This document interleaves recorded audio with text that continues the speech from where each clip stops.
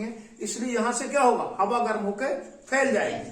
ठीक है, कहां से, बीच से। मोटाई यहां पतली होती है, ध्रुवों पर अधिक होती है। जो हवाएं हैं वो इस तरफ डाइवर्ट हो जाएगी दोनों तरफ। क्लियर है? चलो आगे देखते हुए, ध्रुवों पर मोटाई अधिक होती है। समताप मंडल का प्रारंभ में तापमान समान रहता है परंतु बाद में बढ़ता है।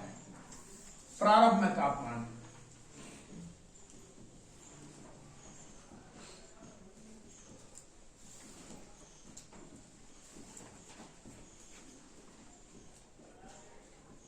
समान रहता है। कब? प्रारंभ में। क्या बोला मैंने? प्रारंभ में तापमान समान होता है। प्रारंभ कहां से हो रहा है? 12 किलोमीटर। ठीक है, ये 12 किलोमीटर है, 12 किलोमीटर से समान होता है। तत्पश्चात 20 किलोमीटर के उपरांत अचानक तापमान में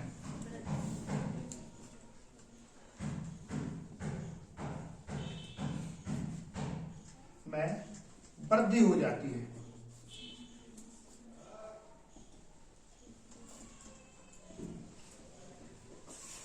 बीस किलोमीटर के उपरांत, पहले क्या बोला मैंने? प्रारंभ में तापमान समान रहता है, तत्पश्चात 20 किलोमीटर के उपरांत अचानक तापमान में वृद्धि हो जाती है। प्रारंभ कहां से हो रहा है? ये लेयर जिसको हमने क्षोभ मंडल कहा था, क्षोभ मंडल की ऊपरी लेयर के बाद से समताप मंडल शुरू हो जाता है। तो इस लेयर के बाद यानी कि 12 किलोमीटर से लेकर के 20 किलोमीटर तक तापमान समान होता है, उसके बाद से अचानक बढ़ना शुरू होता है। क्या होता है? बढ़ना शुरू हो जाता है, प्लस में जाना शुरू हो जाता है। क्यों हो जाता है शुरू? तो उसके पीछे देखते हैं हम। क्यों? क्योंकि यहां पर समताप मंडल में एक विशेष प्रकार की परत पाई जाती है, उसको कहते हैं ओजोन परत।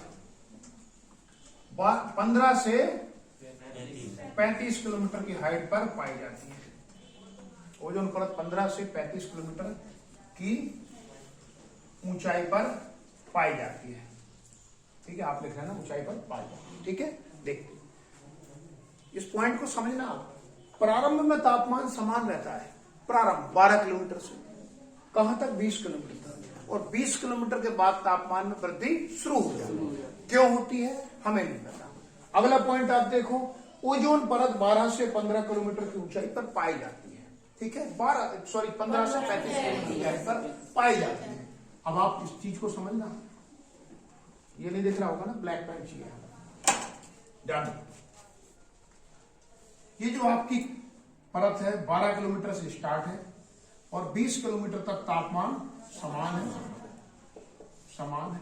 ठीक है, वही दूसरी तरफ मैं बोल रहा हूं कि 15 से लेकर के 35 किलोमीटर तक ओजोन परत पाई जाती है। क्या है? ओजोन परत। ये पूरा का पूरा एरिया ओजोन है, ये एरिया ओजोन हो गया। और 20 किलोमीटर के बाद से तापमान प्लस हो रहा है। क्यों हो रहा है? ओजोन के कारण हो रहा है।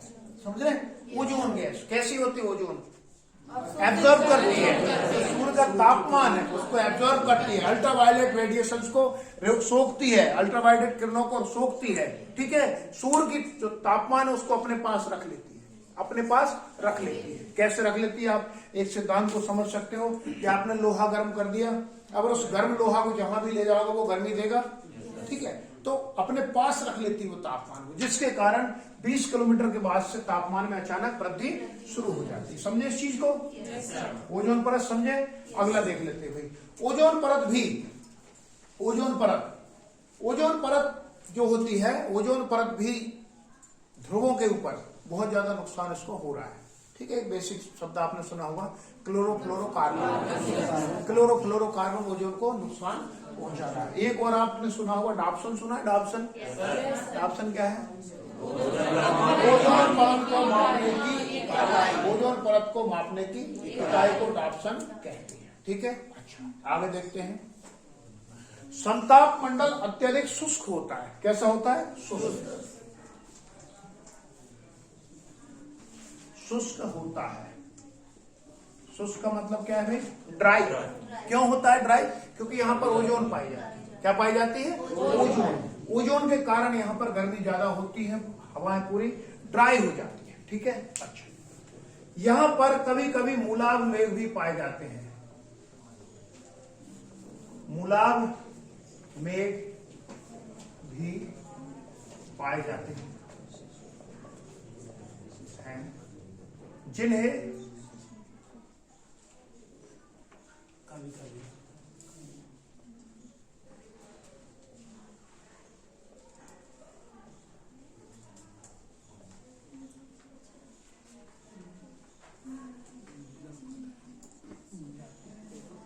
बात नहीं, यहां पर मूलाभ मेघ भी पाए जाते हैं जिन्हें मदर ऑफ ऑल क्लाउड्स भी कहा जाता है। मदर ऑफ ऑल क्लाउड्स भी कहा जाता है किसको? मूलाभ मेघ को। क्या है ये मूलाभ मेघ, ये समझेंगे।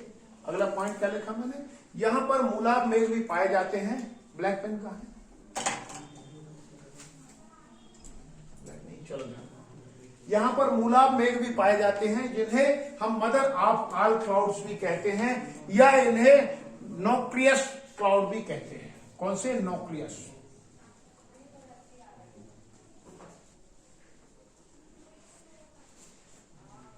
क्लाउड्स भी कहते हैं। मूलाभ मेघ क्या होते हैं? मूलाभ मेघ समझते हैं।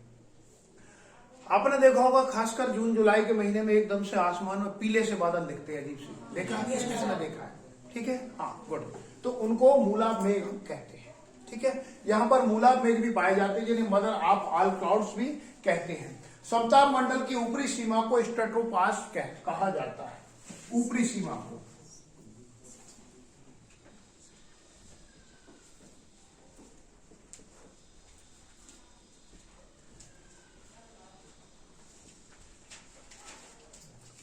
समताप मंडल की ऊपरी सीमा को स्ट्रेटोपास भी कहा जाता है। क्या कहा जाता है? स्ट्रेटोपास भी कहा जाता है। ठीक है, स्ट्रेटोपास जब आ जाता है क्वेश्चन ऐसे वन लाइनर। ठीक है, समताप मंडल की ऊपरी सीमा को कहा जाता है, क्षोभ मंडल की ऊपरी सीमा को कहा जाता है। तो ये चीजें आपको याद रखनी चाहिए। ऊपरी सीमा को, समताप मंडल की ऊपरी सीमा को स्ट्रेटोपास कहा जाता है। ओजोन मंडल में आपको बता चुका हूं, ओजोन मंडल कहां पाया जाता है? समताप मंडल। अगर क्वेश्चन आता है कि ओजोन परत कहां पाई जाती है, किस मंडल में पाई जाती है, तो समताप मंडल में पाई जाती है। आगे देख लेते हैं डॉप्सन इकाई का प्रयोग। मैंने आपको बता चुका हूं पहले। डॉप्सन इकाई क्या? डॉप्सन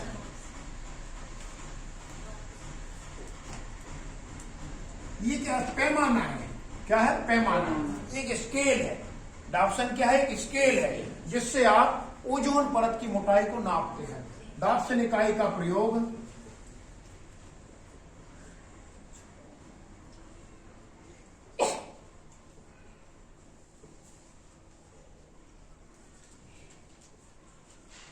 ओजोन परत की, आप परत कर लेना, ओजोन परत की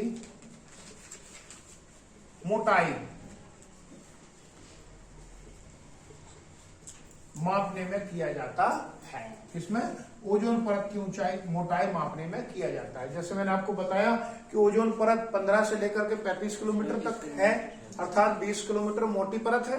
लेकिन क्या कहीं पूरी की पूरी 120 किलोमीटर? नहीं, कहीं मोटी है, कहीं पतली। ठीक है, हम देख रहे हैं कि ध्रुवों पर ओजोन परत मोटी हो रही है, सॉरी पतली हो रही है। और पतली होने का कारण क्या है? क्लोरोफ्लोरोकार्बन। अब अगर ओजोन परत नष्ट हो जाती है, खत्म हो जाती, कमजोर हो जाती, तो उसका सीधा सीधा ताप असर कहां पड़ेगा?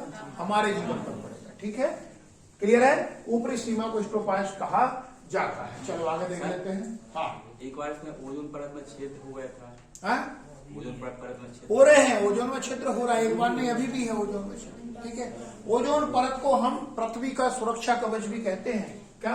पृथ्वी का सुरक्षा कवच।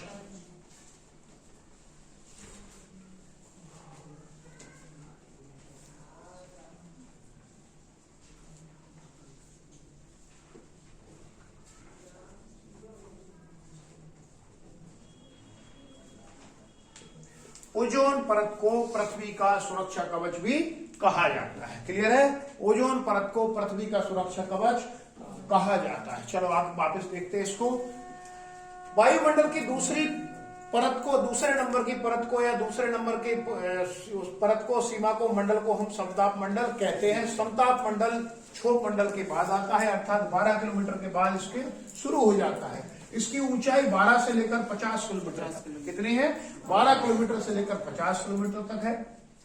ध्रुवों पर मोटाई, करेक्शन करना है इसमें, ध्रुवों पर, हाँ, मोटाई है, ध्रुवों पर मोटाई इसकी अधिक होती है। किसकी? समताप मंडल की जो परत है उसकी ध्रुवों पर मोटाई अधिक होती है। क्यों होती है? क्योंकि बीच में जो भूमध्य रेखा वाला एरिया है पृथ्वी के बीचों बीच का, वहां तापमान हमने देखा अधिक होता है। उस अधिक तापमान में वायु गर्म होकर दाएं बाएं चली जाती है, यानी ऊपर और नीचे चली जाती है, जिसके कारण ध्रुवों पर मोटाई अधिक हो जाती है, बीच में पतला होता है। समताप मंडल बीच में पतला होता है। आगे देखते हैं। प्रारंभ में तापमान समान होता है, प्रारंभ में तापमान समान होता है, उसके पश्चात 20 किलोमीटर के उपरांत अचानक वृद्धि हो जाती है। क्या होती है? 20 किलोमीटर के उपरांत अचानक वृद्धि हो जाती है। क्यों होती है वृद्धि? क्योंकि हमने देखा यहां एक परत पाई जाती है जिसको कहते हैं ओजोन परत। ठीक है, ओजोन परत। अब 3-4 क्वेश्चन यहां से बन जाते हैं। ओजोन परत किस मंडल में पाई जाती है? ओजोन परत का काम क्या है? कहां पर है? पूरी की पूरी चीजें। ठीक है, तो 12 से 35 किलोमीटर की ऊंचाई तक ओजोन परत होती है, जिसके कारण हम देखते हैं कि 12 से 35 किलोमीटर के दायरे में 20 किलोमीटर आ रहा है और 20 किलोमीटर से अचानक से तापमान में वृद्धि शुरू हो जाती है। ठीक है, क्यों होती है? क्योंकि ओजोन जो होती है सूर्य की ऊष्मा का अवशोषण कर लेती है, अपने पास रख लेती है। आगे देखते हैं। समताप मंडल अत्यधिक शुष्क होता है। कैसा होता है? अत्यधिक शुष्क, ड्राई होता है। क्यों होता है ड्राई? क्योंकि यहां पर तापमान में वृद्धि होती है, तापमान गर्म हो जाता है। ठीक है, यहां हमने देखा था, यहां शुरुआत में तापमान था -50-54 डिग्री, -54 था। अब जब हम पहुंचेंगे स्ट्रेटोस्फीयर तक, यानी कि ऊपरी सीमा तक, ऊपरी सीमा तक इसका तापमान हो जाता है +57 डिग्री।